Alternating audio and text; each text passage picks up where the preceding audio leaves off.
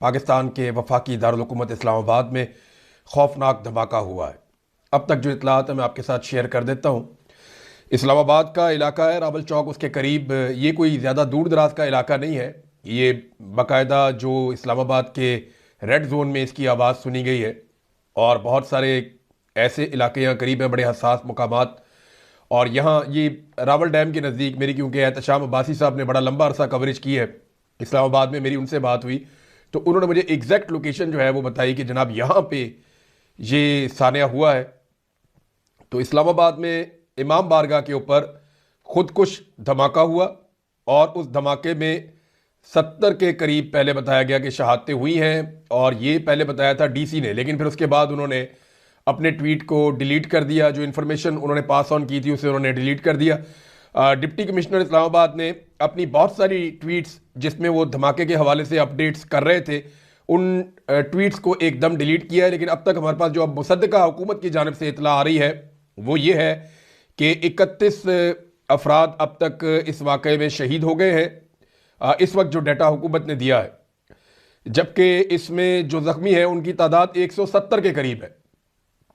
ये अपनी नौयत का एक बड़ा खौफनाक वाक़या है, और 3 माह के अंदर इस्लामाबाद में होने वाला दहशतगर्दी का ये दूसरा बड़ा वाक़या है। इससे पहले नवंबर के इख्तिताम के करीब एक खौफनाक धमाका हुआ था इस्लामाबाद में, जिसमें 12 लोग शहीद हो गए थे और बहुत सारे ज़ख्मी हो गए थे, और उस वक्त पुलिस को टारगेट करने की कोशिश की गई थी। इस वक्त जो है वो नमाजियों को टारगेट की गई है इमाम बारगाह में, जब नमाज जारी थी जुमा की, और अचानक से धमाका हुआ दूसरी रकात में, और बहुत बड़े पैमाने पर तबाही हुई है। अब तक जो मुसद्दका इतलात हैं वो मैंने आपको बताई कि 31 अफराद जाँ बहक हुए हैं इस वाक़े में, शहीद हुए हैं, जबकि 170 के करीब लोग जो हैं वो इसमें ज़ख्मी हैं। मज़ीद लोगों की शहादतों का भी खदशा है, क्योंकि बहुत सारे लोग बड़ी तशवीशनाक हालत में यहाँ से अस्पतालों में पहुँचाए गए हैं।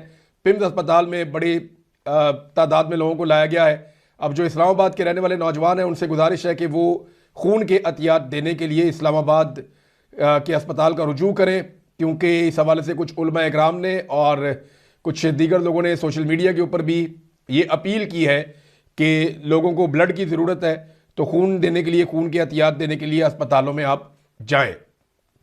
नाज़रीन, ये वाक़या जब हुआ तो उसके बाद फौरी तौर पे तो बिल्कुल एकदम खामोशी थी, लेकिन फिर मीडिया पे आहिस्ता आहिस्ता इसकी खबरें आना शुरू हुई। मीडिया इस वाक़े के बारे में टिक्कर चला रहा था, इसके बारे में खबर दे रहा था, और जो डिप्टी कमिश्नर इस्लामाबाद है वो भी इसके बारे में अपडेट कर रहा था। लेकिन फिर एकदम सारा कुछ रुक गया। पाकिस्तान की मिलिट्री एस्टेब्लिशमेंट का मीडिया के ऊपर बहुत ज़्यादा दबाव है, और पाकिस्तान की मिलिट्री एस्टेब्लिशमेंट ने यह हुक्म जारी कर दिया कि इस धमाके की कवरेज नहीं करनी।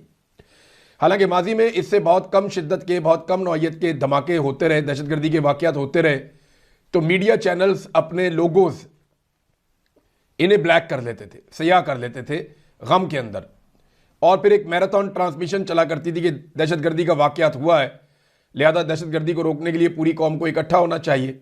और फिर मीडिया अपडेट्स देता था, सूरत हाल के बारे में आगाह करता था। लेकिन इस मरतबा मीडिया को भी मना कर दिया गया, और मुबैना तौर पे जो डिप्टी कमिश्नर इस्लामाबाद हैं उनकी ट्वीट्स भी डिलीट करवा दी गई हैं। वजूहात क्या है इस पर हम बात करेंगे, लेकिन ये इंतहाई अफसोसनाक और काबिल मजम्मत सानिया है। इस वाक़े में दावा किया गया आईजी इस्लामाबाद की मौजूदगी में, ये अली नासिर रिजवी इनका नाम है, दावा किया गया कि उनके अपने एक रिश्तेदार भी इस वाक़े के अंदर शहीद हो गए, और उस पर आईजी साहब बड़े दुख में खड़े थे जब वो वाक़या एक आलिम दीन उनके साथ खड़े होकर बता रहे थे कि इनका अपना रिश्तेदार जो है वो इस वाक़े के अंदर मारा गया, शहीद हो गया।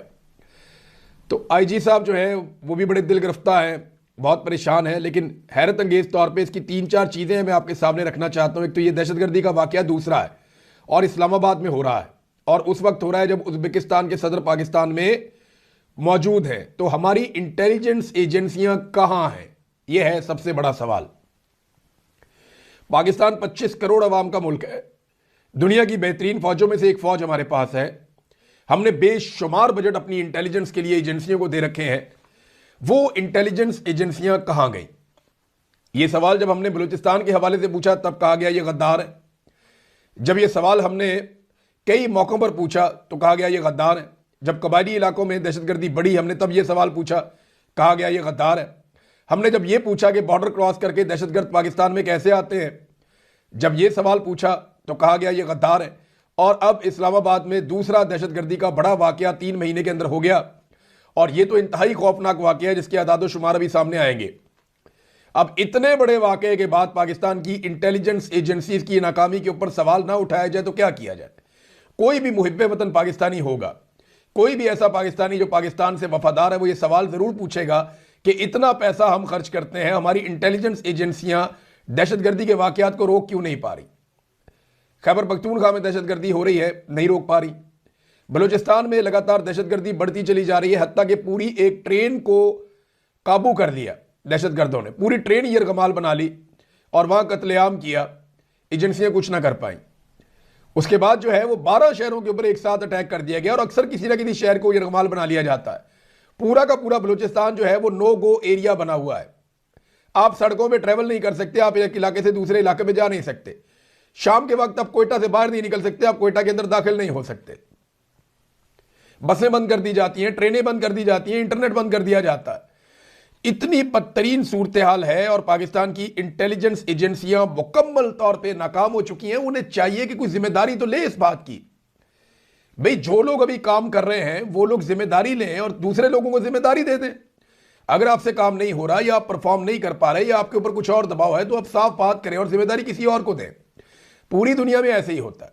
दुनिया में जहां पे भी दहशतगर्दी के वाकयात होते हैं, इंटेलिजेंस अफसरान और इंटेलिजेंस एजेंसियां वो उनकी जिम्मेदारी लेती हैं, और ना सिर्फ वो जिम्मेदारी लेते हैं बल्कि उसके बाद वो इस्तीफे भी देते हैं जिम्मेदारी लेने के बाद, या उन्हें नौकरियों से हटा दिया जाता है। लेकिन पाकिस्तान में ऐसा कुछ नहीं हो रहा, क्योंकि इंटेलिजेंस एजेंसियों की सारी तवज्जो इस वक्त पॉलिटिकल मामलात के ऊपर है। आप गौर करें ना, पीटीआई को जलसा नहीं करने देना, इनकी हड़ताल की कॉल को नाकाम बनाना है, इमरान खान को कैसे कमजोर करना है, इमरान खान को कैसे मारना है, इमरान खान को कैसे दीवार के साथ लगाना है, ईमान मजारी को कैसे जेल के अंदर डालना है, उस पर तशद्दुद कैसे करना है, सौराब बरकत को अंदर रखने के लिए मजीद कौन से मुकदमा दर्ज करने हैं, अरशद शरीफ का केस कैसे खत्म करवाना है, आईनी तरामीम कैसे करवानी है।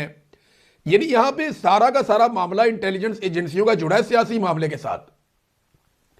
जो दहशतगर्दी को कंट्रोल करने के लिए उनका पूरा एक मैकेनिज्म काम करता था, ऐसा लगता है कि वो कहीं सो गया या वो काम ही नहीं कर रहा। इतनी तेजी से दहशतगर्दी पाकिस्तान में बढ़ रही है, और कोई जिम्मेदारी तो लेने वाला हो ना। कोई एक शख्स कहे, वजीर दाखिला है पाकिस्तान का, चलो वही जिम्मेदारी ले ले इन वाकयात की। वो वजीर दाखिला क्योंकि आसिम मुनीर साहब का बहुत करीबी है, ताल्लुक वाला है, उसका आसिम मुनीर साहब से बड़ा दिली और करीबी रिश्ता है, तो उसकी वजह से वजीर दाखिला पीसीबी के चेयरमैन भी हैं और वजीर दाखिला भी हैं मोहसिन नकवी साहब। अब बतौर पीसीबी के चेयरमैन के वो क्रिकेट को एंजॉय करते हैं, वो वहां सैर सपाटे करते हैं, वहां के बजट उनके पास हैं, और बतौर वजीर दाखिला वो पूरे पाकिस्तान को कंट्रोल भी करते हैं। अब ये कितनी गैर संजीदा बात है कि पाकिस्तान का जो सबसे टॉप का खेल है वो भी एक शख्स को थमा दिया कि जनाब इसको भी आप संभालें, और पाकिस्तान का जो सबसे बड़ा मसले में से एक मसला है दहशतगर्दी का, वो भी उसी शख्स को थमा दिया कि इससे भी आप निपटे। तो वजीर दाखिला जो है वो कभी कहते हैं एक SHO चाहिए, कभी कहते हैं 2-3 हमें जो है वो मिल जाएं, 2-4 हमें ये मिल जाएं, सरफराज बुगटी तो हम दहशतगर्दों को खत्म कर देंगे। लेकिन अपनी जिम्मेदारी का एहसास नहीं कर रहे, अपनी जिम्मेदारी का बिल्कुल एहसास नहीं है, हर चीज को बिल्कुल गैर संजीदा तरीके से कर रहे हैं, हर चीज को वैसे कर रहे हैं जैसे कोई दिमाग के बगैर आदमी होता है वो ये काम करता है। और ये मार्शलिज्म है, ये सोच नॉर्मल आदमी की सोच नहीं है, ये मार्शलिज्म का शिकार हो चुके हैं। और दहशतगर्दी को कैसे दबा रहे हैं? देखिए, दहशतगर्दी को खत्म करना है तो आपको दहशतगर्दी के वाकयात रोकने हैं, टीवी चैनल्स को नहीं रोकना। पाकिस्तान के जितने टीवी चैनल्स हैं, जितना मीडिया है, वो बजाय कि इस दहशतगर्दी के वाकये को दिखाए, वो सारे के सारे लाहौर में होने वाली बसंत को दिखा रहे हैं, वो जश्न दिखा रहे हैं, ढोल ढमक्का दिखा रहे हैं, वहां नाच गाने चल रहे हैं, एंजॉय चल रहा है। देखिए, त्यौहार मनाना बहुत अच्छी बात है, आवाम खुद ही त्यौहार मना लेती, लेकिन ये सरकारी जश्न है। अवाम अपना त्यौहार, मैंने कल भी कहा था कि अवाम अपना त्यौहार मना सकती है, लेकिन ये सरकारी जश्न है जो मनाया जा रहा है, क्योंकि मरियम नवाज की, टिकटॉकर्स की वहां पे ब्रांडिंग हो रही है और उनके ऊपर अरबों रुपया खर्च कर दिया गया है। कोई आदादो शुमार भी सोशल मीडिया पे गर्दिश कर रहे हैं कि गालिबन को 3 अरब रुपया इसकी प्रमोशन के लिए खर्च कर दिया गया, इसकी प्रोजेक्शन के लिए खर्च कर दिया गया 3 अरब रुपया। और उसमें जो है वो कुछ मुआहदे भी किए गए, जनाब आप भी आ जाएं शामिल, आप भी आ जाएं, वो कंपनियां भी बीच में डाल ली गई। तो इस किस्म की हरकतें करने के बाद अब वो मीडिया को मजबूर कर रहे हैं कि आप नाच गाना नहीं दिखाते जाएं। जिस तरह की खबर के ऊपर पाकिस्तान के मीडिया अपना ब्लैक कर देता था, अपना लोगो और टिकर हर चीज ब्लैक कर देता था, उस तरह की खबर के ऊपर मीडिया टिकर तक नहीं चला रहा। मीडिया के ऊपर अचानक से जो टिकर चलना है वो भी बंद हो गए हैं, बल्कि खबर को ऐसे चलाया जा रहा है कि रावलपिंडी के मजाफात में किसी जगह पे धमाका हो गया। और भाई इस्लामाबाद के सेंटर में करके धमाका हुआ है, बहुत करीब है ये जगह, रावल चौक के नजदीक, यहां पे धमाका हुआ दहशतगर्दी का। और बहुत बड़ी तादाद में लोग वहां पे शहीद हो गए हैं, बहुत बड़ी तादाद में लोग वहां पे जख्मी हो गए हैं। संजीदगी का तकादा, पाकिस्तान भर से लोग जो है वो मुतालबा कर रहे हैं, बार बार मुतालबा कर रहे हैं जनाब कि आप बसंत की तकरीबात अब रोक दें, या कम से कम अब बसंत की तकरीबात आप नहीं रोकते, चले लोग जो कर रहे हैं उन्हें करने दें, लेकिन कम से कम आप टीवी चैनल्स के ऊपर जो तमाशा आपने एक लगाया हुआ है, कम से कम इसको तो रोकें आप। लेकिन जब आप इस तरह की हरकतें करते हैं ना कि वहां बलोचों का खून बह रहा है, हमें इससे कोई फर्क नहीं पड़ता क्योंकि लाहौर में बसंत हो रही है, हम उसका जश्न मनाएंगे। वहां पे कबायलियों का खून बह रहा है, उनके बच्चे सर्दी में ठिठर रहे हैं, हमें इससे कोई फर्क नहीं पड़ता क्योंकि हम लाहौर में जश्न मनाएंगे। तो भाई त्यौहार आप मनाइए, लेकिन उसके जश्न को आप सेलिब्रेट नेशनल मीडिया के ऊपर ना करें। इससे नफरत में इजाफा होता है, इससे दूरियों में इजाफा होता है, इससे लोगों की रंजिशों में इजाफा होता है। और पाकिस्तान की एस्टेब्लिशमेंट ने हमेशा नफरत ही बेची है और नफरत को ही अपना हथियार इन्होंने हमेशा बनाया है। अब नाज़रीन, कोई जिम्मेदारी लेने को तैयार नहीं है। दहशतगर्दी के एक के बाद एक वाकयात हो रहे हैं, कोई इंटेलिजेंस ऑफिसर इसकी जिम्मेदारी लेने के लिए तैयार नहीं है। इस्लामाबाद में आप पारा में जो ऑफिसर्स बैठे हैं, या एमआई के ऑफिस में जो ऑफिसर्स बैठे हुए हैं, या बाकी जो अफसरान हैं, सेक्टर कमांडर्स वगैरह, क्या इन लोगों की रिस्पॉन्सिबिलिटी नहीं है कि इस्लामाबाद में अगर कोई दहशतगर्द आए तो इनको पहले से पता होना चाहिए, इनकी इंटेलिजेंस इस लेवल की होनी चाहिए। इन्हें यह जरूर पता होता है कि पाकिस्तान तहरीक इंसाफ के अंदर क्या चल रहा है, फलाने सियासतदान को कैसे इस्तेमाल करना है और कहां इस्तेमाल करना है, कौन से टॉक शो में कौन सा वाला सियासतदान जाए और कौन सा वाला जुमला कहे जिससे इमरान खान को नुकसान हो या उसकी फैमिली को नुकसान हो। इनकी तवज्जो इसी चीज के ऊपर है, इसके अलावा किसी और चीज पे नहीं है। ये आईजी अली नासर रिजवी साहब सिर्फ अपने दिल पर हाथ रख के सोचें, वो सोचें कि आज जिस दुख से वो गुजर रहे हैं, या आज जिस दुख से इस्लामाबाद के शहरी गुजर रहे हैं, क्या ये सच नहीं है कि कुछ अर्सा पहले यही इस्लामाबाद के डी चौक से यही आईजी था इस्लामाबाद का, और लोग अपने प्यारों की लाशें उठाकर ले गए थे, जिनका मुकदमा तक दर्ज नहीं होने दिया पुलिस ने? क्या ये सच नहीं है कि यहां पे लोगों की बहुत तजलील की गई इस्लामाबाद में, सिर्फ उनके रंग और उनकी जबान की बुनियाद के ऊपर, उनकी नस्ल की बुनियाद के ऊपर? क्या ये सच नहीं है कि कश्मीरियों और पश्तूनों को यहां पे नाकों के ऊपर जलील किया गया? क्या ये सच नहीं है कि आपने एक पॉलिटिकल पार्टी को कुचलने के लिए अपनी तमाम ताकत लगा दी ताकि बड़े लोग आपसे खुश रहे? मैं बार बार ये कहता रहा कि बारी बारी सबकी बारी। ये जो जजेस आज बगले बजा रहे हैं, इंजॉय कर रहे हैं, बड़ी बड़ी सीटों पे बैठे हुए हैं, ये नाइंसाफी और जुल्म इनके दरवाजों और इनके घरों तक पहुंचेगा। ये मेरी बात आप लिख कर रख लें। ये जितने पुलिस वाले जुल्म कर रहे हैं, जुल्म के आलाकार बने हुए हैं, ये आग आपके घर तक पहुंचेगी। ये जो सहाफ़ी आज ताशे बजाते हैं, खुशियां मनाते हैं और हर जुल्म के ऊपर जो है मज़े ले लेकर मिर्च मसाले लगाकर वो सुनाते हैं, याद रखिएगा ये जुल्म आपके घर तक भी पहुंचेगा, क्योंकि बारी बारी सबकी बारी। अगर आपने पाकिस्तान की एस्टेब्लिशमेंट का रास्ता ना रोका और पाकिस्तान में सिविलियन सुपरमेसी ना लेकर आए, तो ये चीज़ बढ़ती चली जाएगी और बढ़ते बढ़ते वहां तक चली जाएगी कि फिर ये अनकंट्रोलेबल हो जाएगी। आज भी मौका है, अपना किबला दुरुस्त करें। नाजरीन, लोगों की जानिब से बार बार ये मुतालबा आ रहा है कि बसंत की तकरीबात जो है वो मुअत्तल कर दी जाएं, बाद में आप बसंत मना लें फिर किसी वक्त। बार बार ये मुतालबा किया जा रहा है। अब इससे यानी ताहिर अशरफी साहब ने भी ये मुतालबा कर दिया, हालांकि वो पाकिस्तान की एस्टेब्लिशमेंट के बहुत अच्छे वफादारों में से एक हैं, बल्कि वो हर हुकूमत के वफादार रहते हैं, हर हुकूमत के लिए उनकी खिदमत हमेशा हाजिर रहती हैं। कोई भी फतवा चाहिए हो, कोई भी सहूलत चाहिए हो, कुछ भी मदद चाहिए हो, ताहिर अशरफी हमेशा हाजिर रहते हैं हर हुक्मरान के लिए।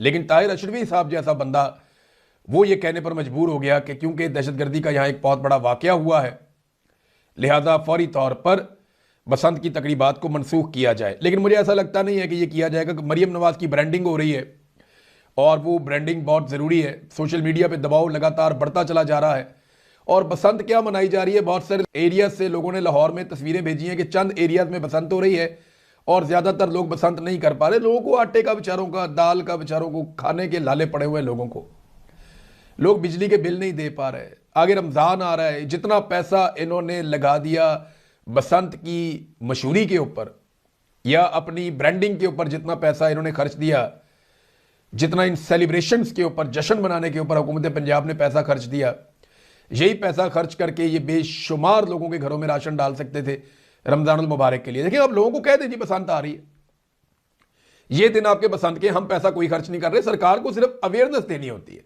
कि जनाब ये हमने आगाही दे दी है, अब बसंत मनाएं आप जाके, और जश्न के अंदर खुद शामिल ना हो जाए। लेकिन इन्होंने क्योंकि हर काम को अपनी ब्रांडिंग के लिए, अपने फायदे के लिए इस्तेमाल करना होता है, तो इन्होंने अरबों रुपया उसमें भी लगा दिया। भाई यही पैसा आप गरीबों पे लगा देते, लोग बसंत जो मना सकते थे खुद ही मना लेते। और जो हुकूमत ने किया ना, उसकी वजह से ये इतना महंगा हो गया कि आम आदमी के कंट्रोल में बेशुमार इलाकों में पतंग उड़ रही नहीं रही। अभी अहमद वलीद साहब ने एक वीडियो शेयर की, जनाब आसमान पे वहाँ पतंगें नज़र नहीं आ रही। कुछ और लोगों ने भी शेयर की कि जनाब उस तरह से नहीं हो रहा जैसे हमने कभी माजी में हम देखा करते थे कि बसंत की एक रौनक हुआ करती थी। बहरहाल जो भी है, अब तो सारी रौनक ही ख़त्म हो गई। एक वाक़े ने पाकिस्तान की इंटेलिजेंस एजेंसियों को इतना तो पास रखना चाहिए था, इतना एहसास करना चाहिए था कि एक लंबे अरसे के बाद जो है वो पाकिस्तान में थोड़ा सा एक ऐसा माहौल बन रहा था, वो फिर इतना बड़ा धमाका हो गया। और अब धमाके को कंट्रोल करने की बजाय अपनी नाअहली और नकम्मापन छुपाने के लिए अगली हरकत क्या कर दी कि जनाब बंद कर दो, टीवी पे दिखाओगे ना कि धमाका हुआ। यानी कबूतर बिल्ली को देखकर आंखें बंद कर लेता है तो क्या उसकी जान बच जाती है? आप नजरें फेर लेंगे तो क्या हालात बदल जाएंगे? या आप आंखें बंद करके बैठ जाएंगे, आपको दिखाई नहीं देगा तो इसका मतलब है कि हालात ठीक हो गए? आपको हालात का सामना करना पड़ेगा, जैसे माजी में हम सब ने हालात का सामना किया था। इस मरतबा तो एस्टेब्लिशमेंट बहुत ही फारग निकली है।